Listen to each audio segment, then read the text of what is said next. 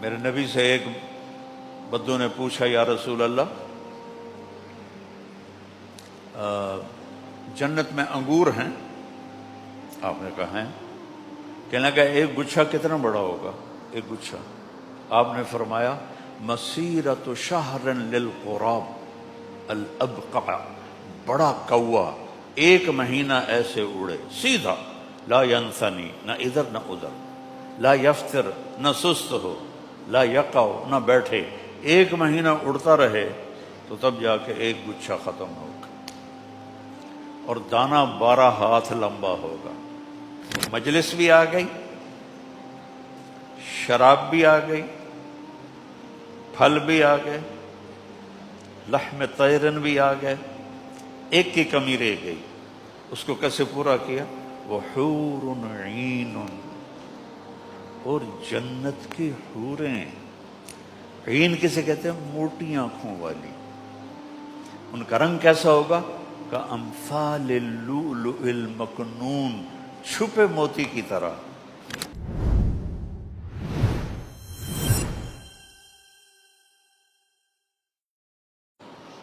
ایک جنت کا منظر پیش کرتا ہوں۔ جنت متکئین علی سرر علیہا متقابلین،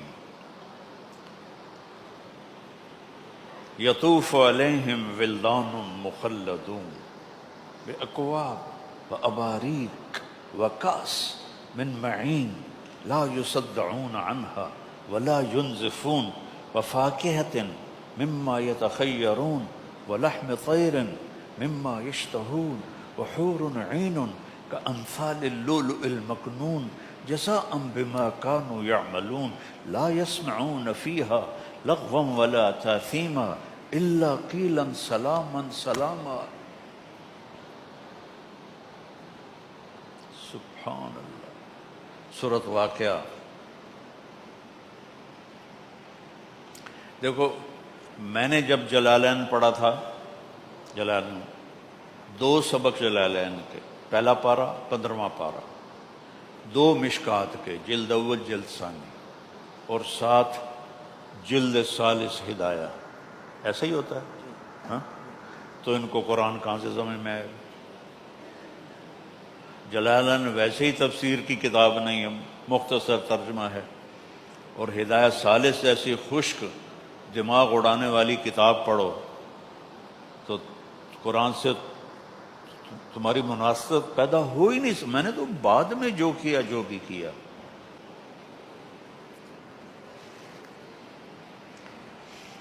کتنا بڑا ستم ہے کہ ہم قرآن و حدیث پڑھاتے ہیں، قرآن و حدیث پڑھاتے ہیں، اعدادیہ سے شروع کرتے ہیں آپ لوگ، اور کتنے سال چلتے چلتے چلتے چلتے جب وہ قرآن کا وقت آتا ہے تو 2 سبق، 2 مشکات، 1 ہدایہ، تو آپ خلطوا عملا صالحا وآخر سیئا، ویسے ہی آیت یاد ہے کہ مشکات و آخر سیئا تو نہیں ہے، اللہ معاف کرے، نہ ہی ہدایہ آخر سیئا، لیکن قرآن کے ساتھ جب اتنی چیزیں کٹھی ہو جائیں گی نہیں پتہ لگے گا، اللہ کی قسم آپ کیا پڑھو۔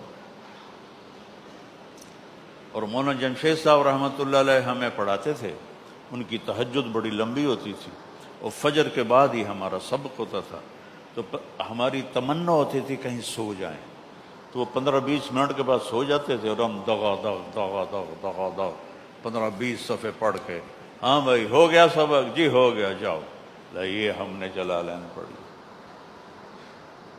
یہ تو اللہ نے مجھے عربوں کے ساتھ رہ کے ذوق دیا کہ میں دیکھوں تو صحیح کہ میرا اللہ مجھ سے بات کیسے کرتا ہے، اس کا کلام کیسا ہے۔ پھر میرے دل دماغ کے ساری تاریں ہل گئیں۔ جنت والے ایسی، یہاں بھی محاکات ہے، ایسے اللہ نقاب کشائی کرتا ہے، تختوں پر بیٹھے ہوئے، قد کتنا ہوگا؟ 60 ہاتھ، 125 فٹ، اسی کے برابر تخت ہوں گے۔ اور میں آپ کو دیکھ رہا ہوں نا، پیچھے نہیں دیکھ رہا، آپ مجھے دیکھ رہے ہیں، پیچھے نہیں دیکھ رہے۔ جنت میں کیا ہوگا میں آگے دیکھ رہا ہوں تو مجھے پیچھے والے بھی نظر آئیں گے، آپ مجھے دیکھ رہے ہیں آپ کو پیچھے والے بھی نظر آئیں گے، اس طرح گول چکر میں ہوں گے تخت بچھے ہوئے، ہر ایک دوسرے کو دیکھ رہا ہو، ہر ایک دوسرے کو دیکھ رہا ہو۔ اس کی جنت کی حور اس کے سامنے آئے گی، چہرہ سامنے ہے، جب وہ پلٹ کے جائے گی تو بھی چہرہ سامنے رہے گا۔ اور یہاں چونکہ ایک زمانہ گزرا ہے دوسری راہوں میں بھی، تو وہ لڑکیوں کو گھنگرو پہنا کر، چال سکھا کر، کیسے چلنا ہے، کیسے یہ زمیندار کا دل موہنا ہے، یہ اس بڑے سیٹھ کا دل موہنا ہے، اس کی چال سکھائی جاتی تھی۔ یہ میری لایانی ہے، معاف کر دینا، چونکہ میں اس سے گزر ہوا ہوں۔ تو جنت کی حور جب ایک قدم رکھے گی، 1,00,000 ناز و نخرے دکھائے گی، ایک قدم میں 1,00,000 ناز و نخرے۔ اب ہونٹوں پہ مسکراہٹ کیوں ہے؟ جب وہ ایسے آئے گی تو چہرہ سامنے، جب وہ ایسے جائے گی تو چہرہ سامنے ہے۔ اور اب میرے نبی نے کہا پتہ ہے بِأَيِّ بَنَانٍ تُعَاطِيهِ، ایسا لگتا ہے یہ میرے نبی کی بھی ایسا لگ رہا ہے جیسے جنت کے حور مجھے جام پکڑا رہی ہے، اللہ کی قسم۔ بِأَيِّ بَنَانٍ تُعَاطِيهِ، ارے تمہیں پتہ ہے کن ہاتھوں سے تمہیں وہ کاس پکڑائے گی؟ لو ان بنانا من بنانها بدا لغلب ضوءه ضوء الشمس كما يغلب ضوء الشمس ضوء النجوم۔ اس کی انگلی کا اتنا پورا بھی سورج کو دکھا دو تو سورج اس کے سامنے نظر نہیں آئے گا، جیسے ابھی سورج کے سامنے ستارے نظر نہیں آ رہے، اتنا۔ تو ابن عباس فرماتے ہیں جب اس کا یہ حسن ہے چہرہ کیسا ہوگا؟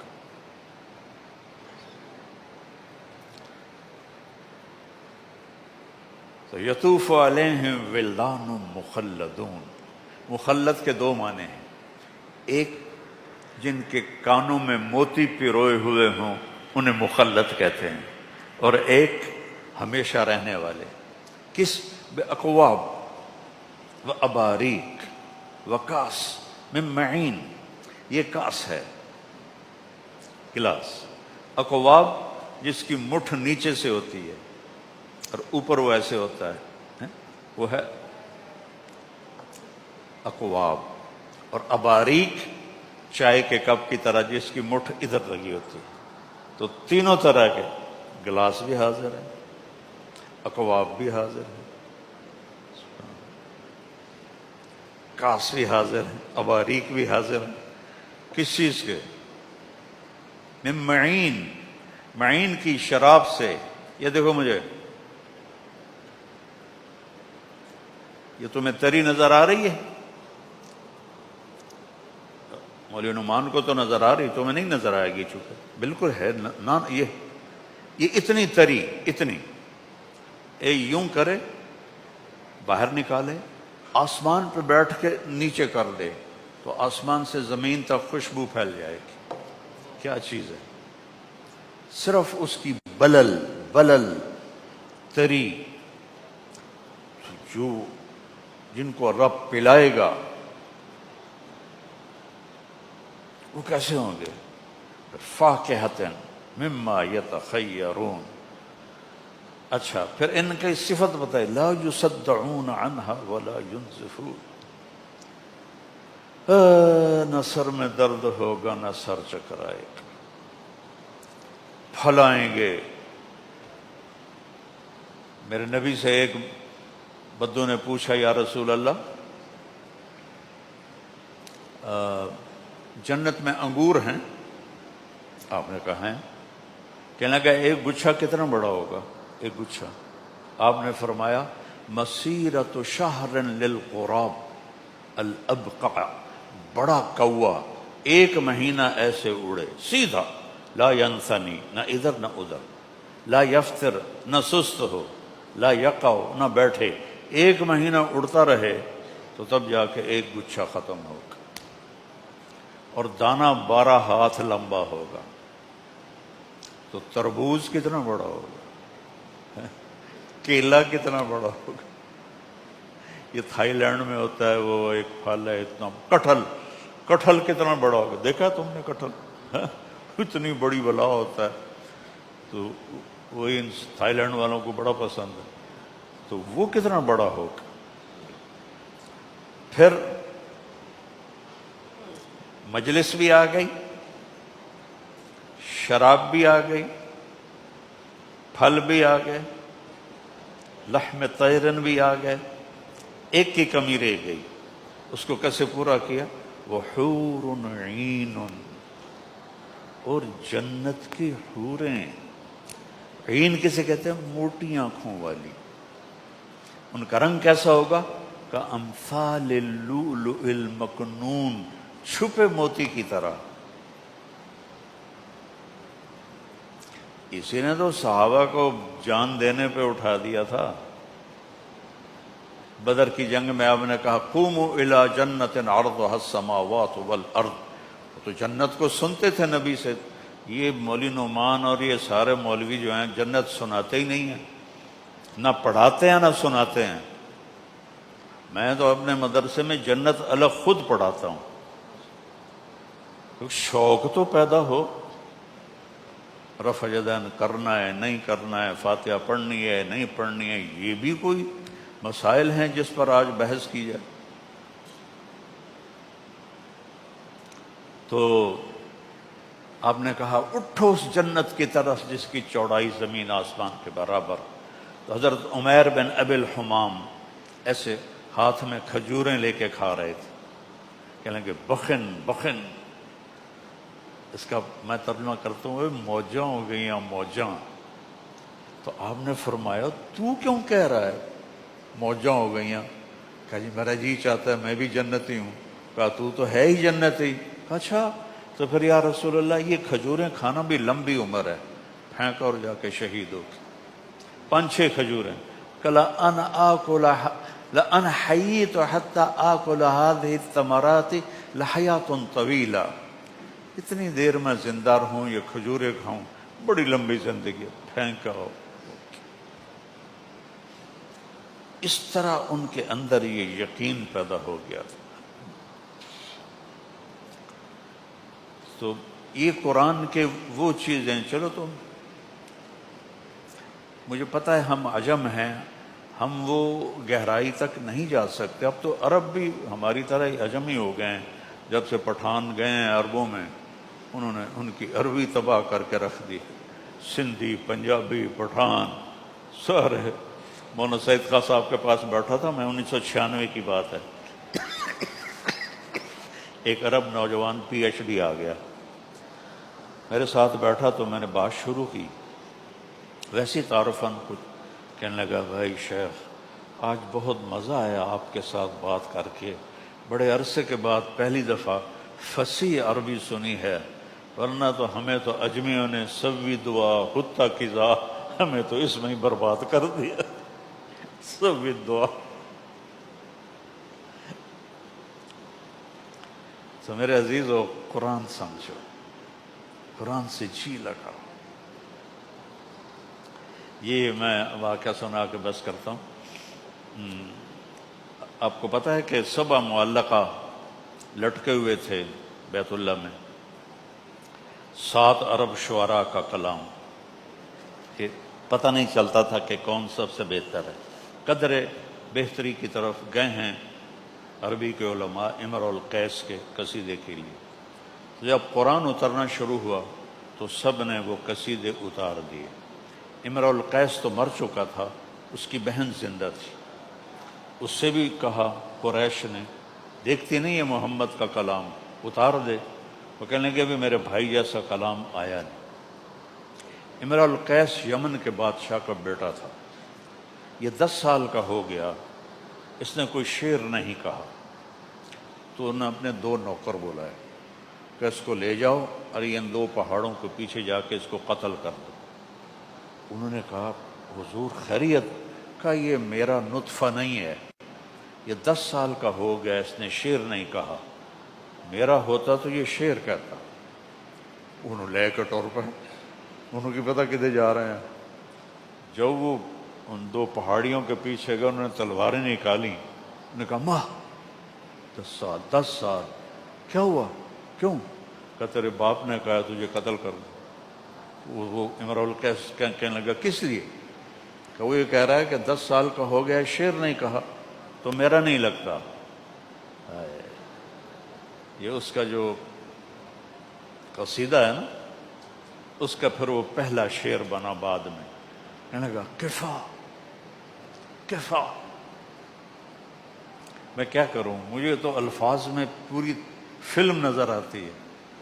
کفا، ٹھہر جا، نبک من ذکرى حبیب و منزل بسقط اللواء بین الدخول فحوملی۔ یہ تو اس نے بس ایک شعر کہا تھا، آگے پھر اس نے اس کو بڑھایا تھا۔ فتوزع فی المکرات لم یعف رسمها لما نسجتها من جنوب وشمالی ترى بار الارعام في غرساتها وقيعانها كأنه حب فلفل كأني غداة البين يوم تحمل لدى سمرات الحي ناقف حنزلي ناقف حنزلي وقوفا بها صحبي علي مطيهم يقولون لا تهلك أسا وتجملي وإن الشفائي عبرة مهراقة فهل عند رسم دارس من معولي ففاضت دموع العين مني صبابة على النحر حتى بل الدمع محملي۔ یہاں تک تو تشبیب ہے، اس کو تشبیب کہتے ہیں۔ پھر آگے وہ انیزہ کے عشق کی کہانی شروع ہو جاتی، وہ پھر میں نے یاد ہی نہ کیا، وہ بہت واہیات ہیں اور بہت ہی خبیث قسم کے۔ تو وہ دونوں آئے، غلام کرنے کے بادشاہ سلامت، یہ تیرا بیٹا سوف یکون اشعر العرب۔ ایک شعر پہ کیا ذوق تھا اس زمانے کے ان پڑھوں کا، سپاہی کوئی پڑھے لکھے ہوتے۔ سوف یکون اشعر العرب، یہ ایک دن عرب کا سب سے بڑا شاعر بنے گا۔ بادشاہ نے کہا وہ کیسے؟ کہا وقف واستوقف بکا واستبقى منع الدیار والمنزل فی بیت واحد۔ کہا اس نے ایک بیت میں بکا، وقفا کھڑا کیا، واستوقفا ہمیں کھڑا کیا، کفا رویا، نب کے ہمیں رلایا، حبیب کا ذکر کیا، ذکرہ حبیب، حبیب کے علاقے کا ذکر کیا، وہ منزل جگہ کو متعین کیا، بسقط اللواء بین الدخول فحوملی۔ تو ایک آیت اتری، قرآن کی سب سے بلیغ آیت ہے، وقیل یا ارض ابلعی ماءک ویا السماء اقلعی وغیض الماء وقضی الامر واستوت علی الجودی وقیل بعدا للقوم الظالمین۔ 19 الفاظ ہیں اور 21 اقسام بلاغت ہیں۔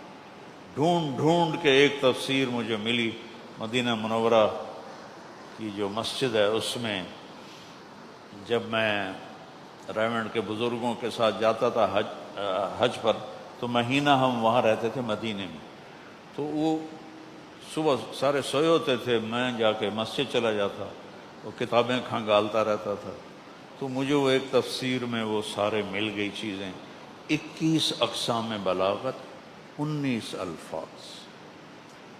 تو جب یہ آیت اتری تو امرؤ القیس کی بہن نے کہا اس کلام نے میرے بھائی کے کلام کو مات دے دی۔ تو میرے عزیزو، میں تو کیا اسے کہتے ہیں، سمندر میں سے ایک قطرہ بھی نہیں آپ کے سامنے لا سکا، لیکن میرا جی چاہا کہ میں اس خلا کی طرف آپ کو متوجہ کروں کہ آپ قرآن سے جڑیں اللہ کے واسطے، اور قرآن کو کہ حسن کو دیکھنے کی کوشش۔ جیسے یہ بچہ بیٹا نابینا بیٹھا نا میرے سامنے، اب یہ الفاظ تو سن رہا ہے، میری شکل تو نہیں دیکھ رہا، تو ہم بھی قرآن کے سامنے ایسے ہی اندھے ہیں، ہم پڑھتے بھی ہیں، ہم سنتے بھی ہیں، لیکن جو اس کا جمالیاتی حسن ہے وہ ہماری آنکھوں سے دور ہے۔